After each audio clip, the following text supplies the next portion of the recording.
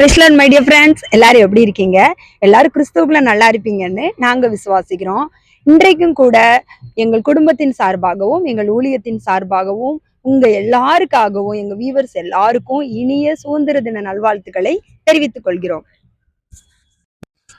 Okay my friends, இன்றைய நாளில் கூட நம்ம 79வது சுதந்திர தினத்தை கொண்டாடி மகிழ்கிறோம். இது நம்முடைய தேசத்திற்கு கிடைத்த சுதந்திரம். ஆனால் ஒவ்வொரு தனி மனிதனுக்கும் கிடைக்கிற மெய்யான சுதந்திரம் எது அப்படின்னா, பாவத்திலிருந்து சாபத்திலிருந்து விடுதலை ஆகிறது தான். ஒரு மனுஷன் எவ்வளவுதான் வசதி வாய்ப்புகளோட வாழ்ந்தாலும் அவன் பாவத்தோடு சாபத்தோடு வாழும் பொழுது அவனுக்கு சமாதானமோ நிம்மதியோ அவனுக்கு கண்டிப்பா கிடைக்காது. ஸோ ஒரு மனுஷன் இந்த பாவத்திலிருந்து சாபத்திலிருந்து விடுதலை ஆகிறது தான் உண்மையான சுதந்திரம். இதற்காகத்தான் ஏசப்பா சுமார் 2000 வருடங்களுக்கு முன்பதாக இந்த பூமிக்கு கடந்து வந்து தம்முடைய செங்குருதியை சிந்தினார். சரியா?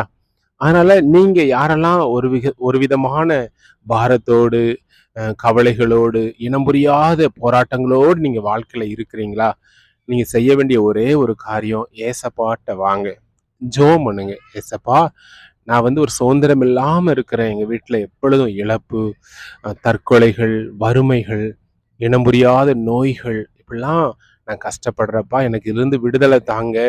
இதற்காகத்தான் நீங்க சிலுவையில வந்து ரத்த சிந்தினீங்க அப்படின்னு உண்மையா நீங்க ஜெபிக்கும் பொழுது ஏசப்பா உங்களுக்கு மெய்யான விடுதலையை கொடுத்து உங்களை ஆசீர்வதிப்பார்.